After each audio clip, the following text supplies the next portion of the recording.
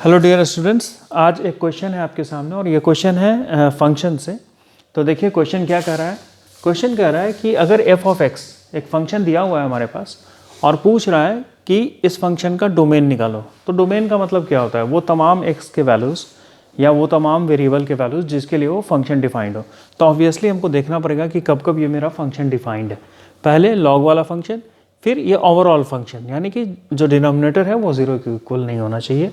और ऊपर वाले के लिए जो कंडीशंस है वो हम लोग देख लेते हैं। जैसे सबसे पहला कंडीशन न्यूमरेटर के लिए क्या लिखेंगे, x minus 2 should be greater then 0। देखिए लॉग का, जिस चीज़ का लॉग निकाल रहे हैं वो हमेशा 0 से बड़ा होना चाहिए, पहला चीज़। तो यहाँ से निकल के आएगा कि x इज़ ग्रेटर देन 2। दूसरा condition, x plus 1 should not be equal to 1। मतलब ये जो हमारा बेस है लॉग का वो 1 के बराबर कभी नहीं होना चाहिए। ये सब चीज़ आप ध्यान रखिए। तो यहाँ से आएगा कि x हमारा 0 के बराबर कभी नहीं होगा। तीसरा कंडीशन जो आएगा कि x प्लस 1 जो बेस है वो हमारा 0 से बड़ा होना चाहिए। That means x should be greater than -1।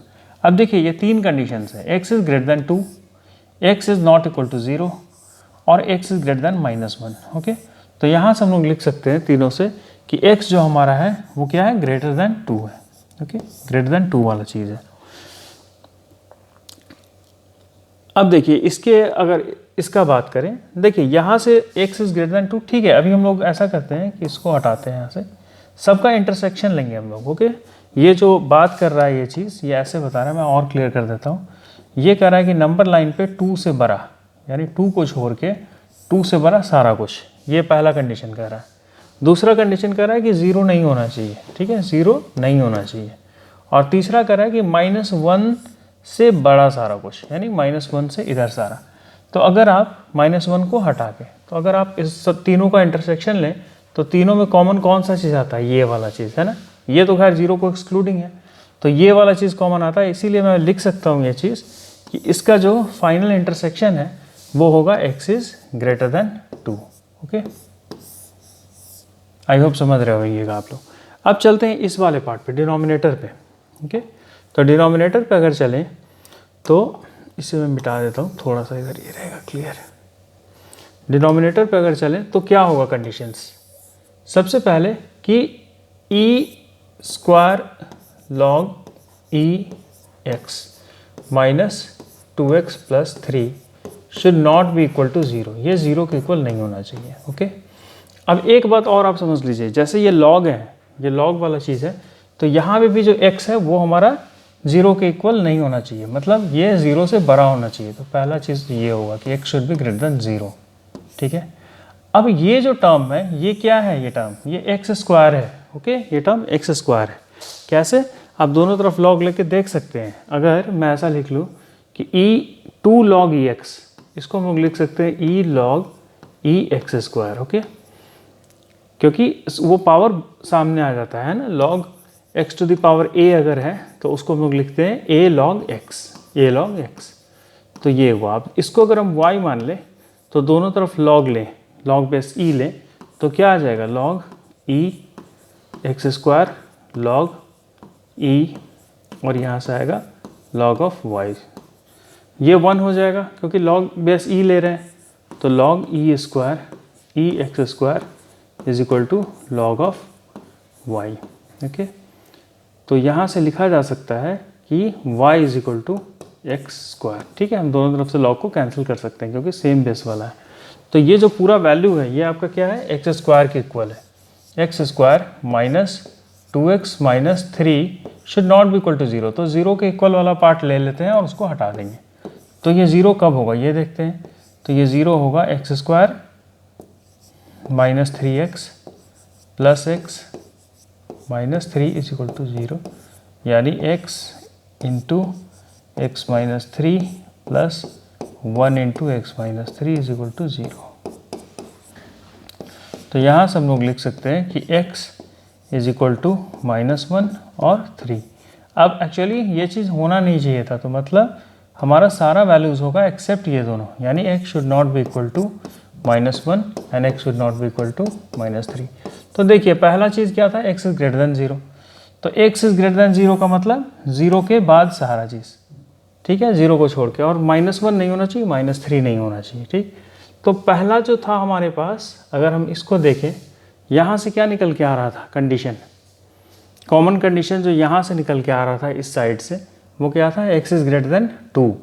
ठीक है, इस तरफ से जो कॉमन कंडीशन निकल के आ रहा था वो था x इज़ ग्रेटर देन 2, और इस तरफ से जो कॉमन कंडीशन निकल के आएगा इस तरफ से, वो क्या आएगा कि 0 से बड़ा हो, 0 से बड़ा हो, -1 नहीं हो और 3 नहीं हो। ठीक है, 3 नहीं हो। तो हम लोग देखिए -1 नेगेटिव वाला पार्ट तो ऐसे ही चला गया, क्योंकि 2 से बड़ा का बात कर रहे हैं। देखिए मैं समझाता हूँ आपको, ये क्या है, नंबर लाइन है। अगर ये अगर नंबर लाइन है तो नंबर लाइन पे पहला कंडीशन क्या था, 2 से बड़ा होना चाहिए। तो यहाँ मैंने लिखा 2, 2 को छोड़ के सब कुछ, यानी यहाँ से इस तरफ सारा चीज़। ओके, ये वाला ये चीज़ हुआ। ये क्या कर रहा है, ग्रेटर देन 0, एक चीज़ कह रहा है कि 0 से बड़ा, यानी 0 से बड़ा मतलब इधर का सारा कुछ। ओके, और -1 और 3 को छोड़ के, तो -1 इधर है, -1 को छोड़ के, और 3 इधर है ना। तो देखिए कॉमन क्या हुआ, कॉमन पार्ट क्या हुआ हमारा, कॉमन पार्ट हो गया ये वाला पार्ट, मतलब 2 से लेके इन्फिनिटी तक और एक्सेप्ट 3 को छोड़ के। ठीक है, 2 से इन्फिनिटी और 3 को छोड़ के। तो जो फाइनल सॉल्यूशन होगा वो क्या लिखेंगे हम लोग, therefore x belongs to 2 to infinity, 2 से इन्फिनिटी और -3। ठीक है, तो ये इसका सॉल्यूशन हो गया। तो आई होप आप लोगों को समझ में आया होगा ये चीज़। मैंने कोशिश किया है इसे कि पूरी डिटेल्स में आपको समझाऊं, जैसे लॉग जहाँ कहीं भी होगा तो क्या कंडीशन लगाना है, ये चीज़ सीख लीजिए। मेन देखिए, क्वेश्चन को रटने का कोशिश मत कीजिए, ये समझिए कि क्वेश्चन में कॉन्सेप्ट क्या लग रहा है। जैसे मेरा मकसद ये सिखाना था कि अगर आपको ऐसा मिलता है कहीं पे y और x, ठीक है, बेस है x, ये लॉग है y का, तो जो फर्स्ट कंडीशन लगाएंगे वो लगाएंगे y ग्रेटर देन 0 का, दूसरा लगाएंगे x ग्रेटर देन 0 का, और तीसरा लगाएंगे x should not be equal to 1 का। ये चीज़ आपको सिखाना मेरा मकसद था कि तभी लोगारिथम वाला फंक्शन जो है वो आप तब ऐसे ही उसका डोमेन कैलकुलेट कर सकते हैं। बाकी तो आप सब कुछ खुद से कर सकते हैं डोमेन कैलकुलेशन, ये चीज़ आपको सीखना चाहिए फॉर अ लोगारिथमिक फंक्शन। तो आई होप ये चीज़ आपको समझ में आया होगा। चलिए अब अगले क्वेश्चन पे चलते हैं। ये क्वेश्चन देखिए क्या है, ये क्वेश्चन भी JEE 23 मेंस का है। ये क्वेश्चन कह रहा है कि the range of the function, मतलब इस फंक्शन का रेंज निकालो। ओके, अब देखिए एक प्रोसेस हो सकता है, रेंज मतलब क्या होता है कि हमारा फंक्शन किस मैक्सिमा और मिनिमा क्या है हमारे फंक्शन का, यानी किस पार्ट में लाई कर रहा है हमारा फंक्शन। तो फिर फंक्शन दिया है f(x) is equal to √3 - x plus √2 plus x। Okay, एक तरीका ये हो सकता है कि मैं इसे y इज इक्वल टू इतना मानूँ, फिर स्क्वायर करूँ और फिर ऐसे निकालूँ। लेकिन एक स्मार्ट तरीका क्या है, अगर आप इसका ग्राफ देखेंगे तो इसका ग्राफ कुछ ऐसे आता है। ठीक है, अब ये कैसे पता चलता है कि यहाँ पे बीच में होगा, अगर आप इसको डिफ्रेंशिएट करें एक बार, जैसे मान लीजिए हमारा फंक्शन कुछ ऐसे है, √a - x plus √b plus x, general term का बात करते हैं, तो वो क्या आएगा, dy/dx ऑफ √3 - x, यानी -1/√3 - x, और उसका आएगा प्लस 1/√2 प्लस x। ठीक है, कुछ ऐसा आता है वो।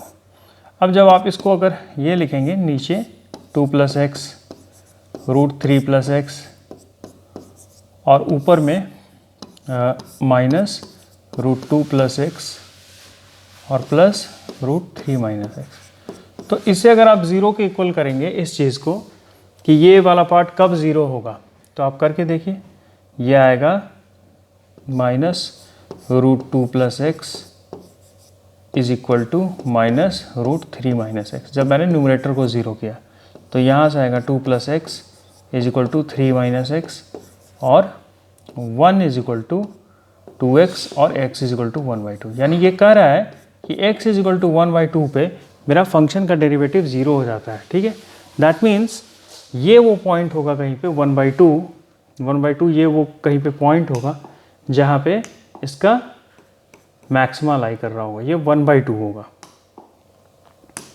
ठीक है, ये 1/2 होगा। और ये जो चीज़ है, आई होप कि ये डायग्राम दिख रहा होगा आप लोगों को। तो अगर नहीं भी दिख रहा है तो मैं इसे ऐसे बना देता हूँ, शायद ये ब्राइट है इसलिए नहीं दिख रहा होगा डायग्राम, तो मैं इसे यहाँ पे ड्रॉ कर देता हूँ। देखिए इसका जो डायग्राम है वो कुछ ऐसा होगा, ये ऐसे लाइन, ये ऐसे। अगर आप इसका वैल्यूज़ कैलकुलेट करेंगे, देखिए ये कहाँ पे ज़ीरो हो रहा है, x इजिकल टू -3 और x इजिकल टू -2। ये 2 पॉइंट मैंने आइडेंटिफाई किया जहाँ पे ये इंडिविजुअल वैल्यूज़ ज़ीरो हो रहा है, ठीक। और अगर आप देखेंगे एक बार तो इसका जो ग्राफ होगा, ग्राफ का जो नेचर होगा वो कुछ ऐसे होगा, ठीक है। और ये पॉइंट जहाँ पे ये जो इसका मैक्सिमा लाई कर रहा है वो हमने निकाला x इजिकल टू 1/2। अब ये मुझे कैसे पता चला कि ये ग्राफ ऐसे नीचे की तरफ ही होगा, तो एक बार मैंने इसे, अगर आप फंक्शंस में मैं कभी आपको कर्व प्लॉटिंग सिखाऊंगा तो आपको भी ये चीज़ का आइडिया लग जाएगा कि ये फंक्शन ओपनिंग डाउनवर्ड होगा या ओपनिंग अपवर्ड होगा, ठीक है। तो वो हम लोग पढ़ेंगे फंक्शंस में, वो पूरा डिटेल टॉपिक है कि कैसे ग्राफ को प्लॉट करते हैं। अभी के लिए आप ये समझिए कि नीचे की तरफ है, और इसका जो ये 2 वैल्यूज़ है, देखिए -2 पे अगर आप वैल्यू निकालेंगे तो ये आएगा आपको √5, है ना, ये जो वैल्यू आएगा ये √5, और 3 पे भी अगर आप निकालेंगे तो ये भी √5 आएगा, ठीक। यानी ये कर्व जो है ये दोनों तरफ सिमेट्रिकल है, ठीक है। ये कर्व दोनों तरफ सिमेट्रिकल है, ये कर्व कुछ ऐसा आएगा, ऐसा, ठीक। और ये मैक्सिमम पार्ट, ये पार्ट मैक्सिमम है जो कि 1/2 पे मिल रहा है, ठीक है। 1/2 पे इसका मैक्सिमम मिल रहा है, और आप 1/2 पे मैक्सिमा चूँकि है तो आप उसका वैल्यू डायरेक्ट निकाल सकते हैं सब्स्टिट्यूट करके। सब्स्टिट्यूट कीजिए आप यहाँ पे, ये आ जाएगा √3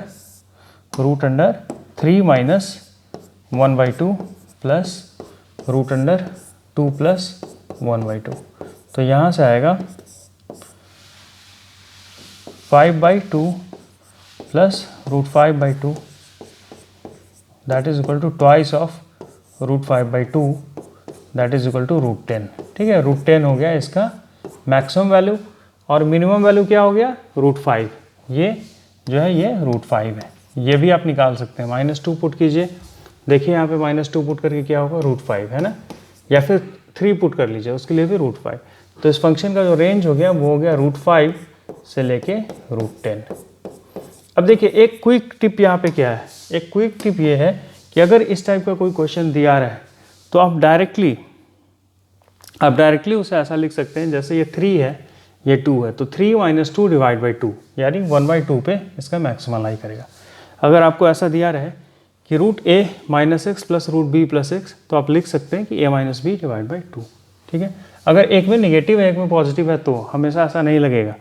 जैसे अगर इस फॉर्म में हो √a - x और √b प्लस x, तब आप लिख सकते हैं कि a - b/2, ओके।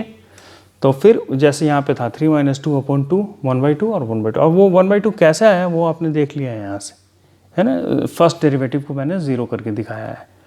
तो ये एक तरीका हो गया। दूसरा तरीका इसका हो सकता है कि अगर आप इसको y मान लें और y मान के स्क्वायरिंग करें और फिर जो एक नॉर्मल तरीका है उसे सॉल्व करें।